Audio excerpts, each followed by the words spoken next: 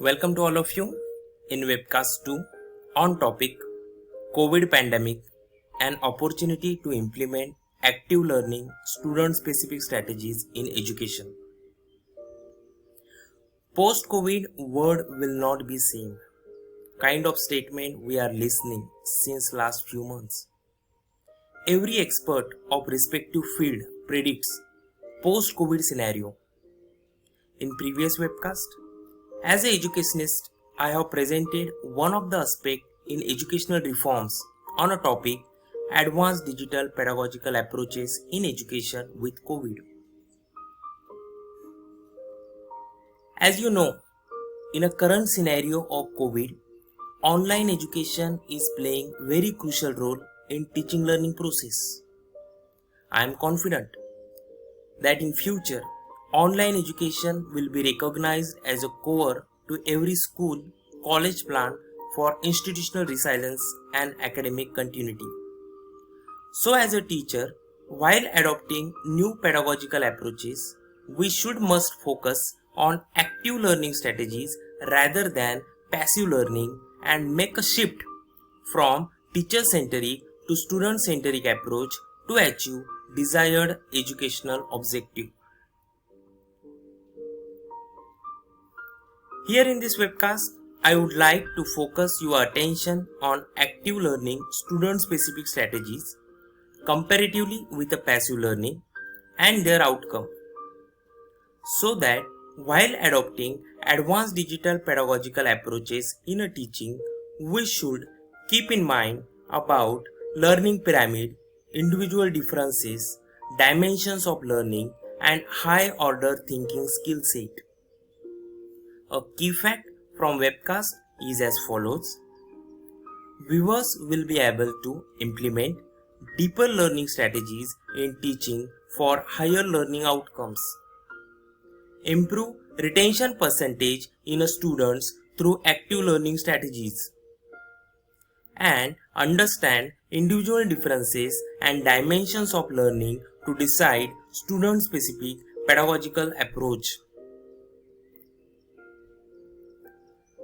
Shift of innovations in an education pattern that is really changing drastically from generation to generation, and you can make out that change in a tools whatever we are using to teach, that is from chalk and board to digital interactive age in current scenario.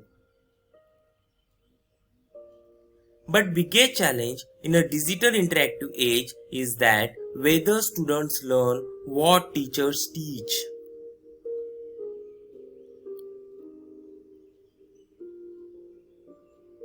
Every tool of teaching that is a pedagogy, more appropriate word in a higher education is andragogy.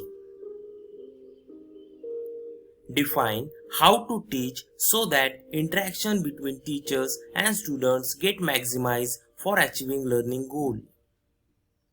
For deeper understanding, let us see what passive and active learning strategies are.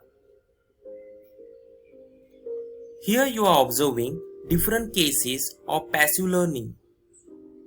In case 1, students gather information by hearing subject lecture.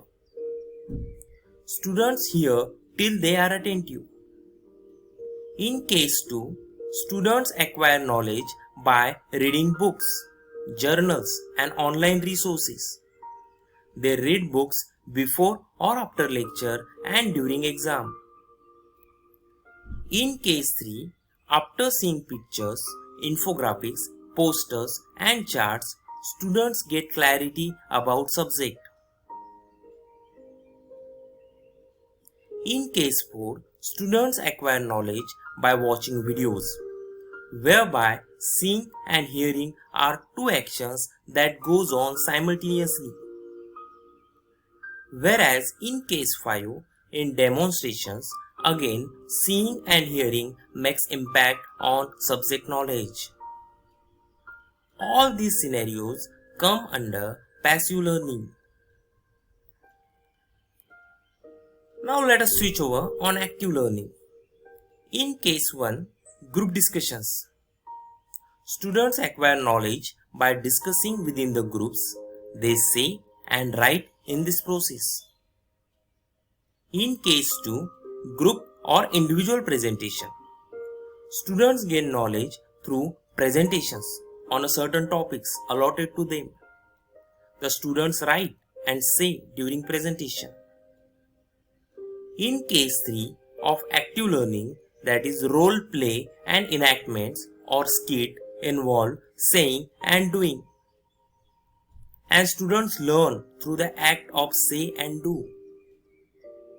In case 4, simulations and case studies. Students acquire knowledge by doing this activity and involve the act of say and do. Whereas in case 5, students acquire knowledge by doing the experiments in the laboratory or fieldwork.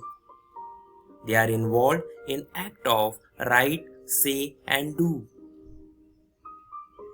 If you compare both learning patterns, you can easily make out that passive learning doesn't involve any effort at a student end, whereas active learning involves learning through activities.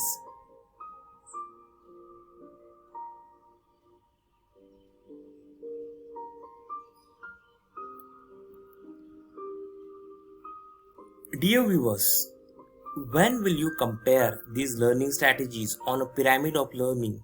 You can easily make out average retention rate in a passive teaching methods, such as lecture hardly 5%, reading 10%, audiovisual 20%, and demonstration 30%. Whereas in participatory teaching methods, that is active learning through group discussion, 50% average retention rate, practicals and projects 75%, and by teach others retention rate is highest, that is 90%.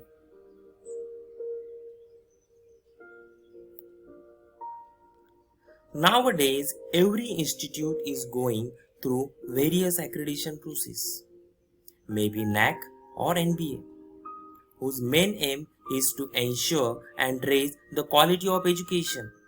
So each one of us very well aware with Bloom's taxonomy, which is a set of 3 hierarchical models used to classify educational learning objectives into levels of complexity and specificity.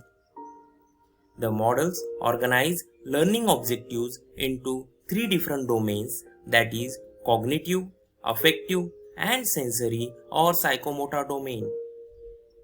If you compare these 2 pyramids, you can make a conclusion that first 3 parameters of cognitive domain Bloom's taxonomy, that is remembering, understanding, and applying, defines lower order thinking skills and gets matched with passive learning strategies such as lecture, reading, audiovisual, and demonstrations.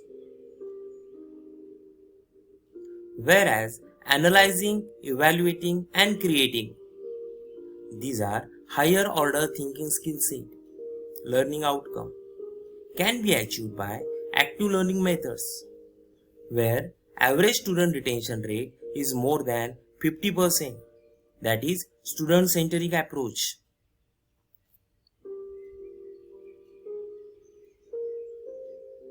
Another important aspect we should consider while adopting new pedagogical approach is to identify student diversities and differences, such as socio-economic background, student attentiveness and their involvement, prerequisite knowledge, motivation, suitability of time, place and pace of study, communication skills. As we know, one style cannot fit all, and so activities.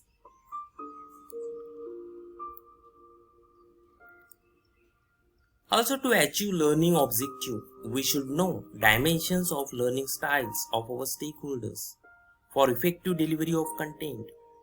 We can categorize them into different set of learners such as visual, auditory, kinesthetic, intuitive, reflective, and holistic. Visual learners understand topic by pictures, diagrams, flowcharts, plots, animations, and demonstrations. They are of let me see type. Auditory learners grasp subject very well by spoken words, written words. They usually avoid eye contact to concentrate. Discuss with another person and they like background music. They are explain it to me type. Kinesthetic learners are of let me experience it type.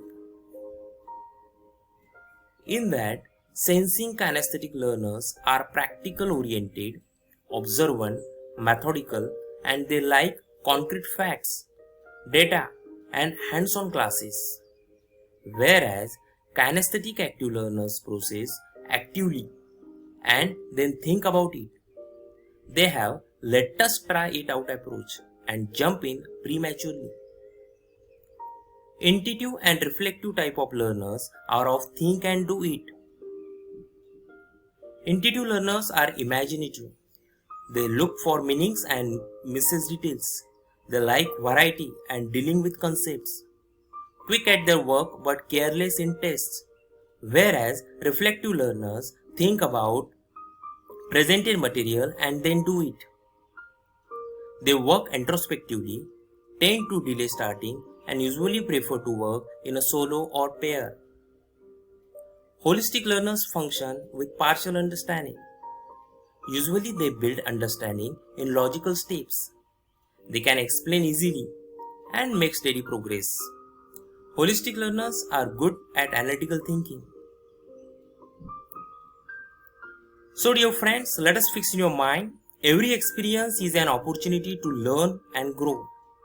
So while adopting any new pedagogical approaches, we have to identify type of learner, their diversities, and give holistic thought about possible ways to deliver higher order thinking skill set through active learning approaches in our students by playing role as a facilitator and make them more confident in their subject knowledge, along with soft skills needed in today's competitive world, such as team working and leadership, interpersonal skills like negotiation and persuasion, decision making, handling conflict, sharing attitude, communication skills, and creative thinking.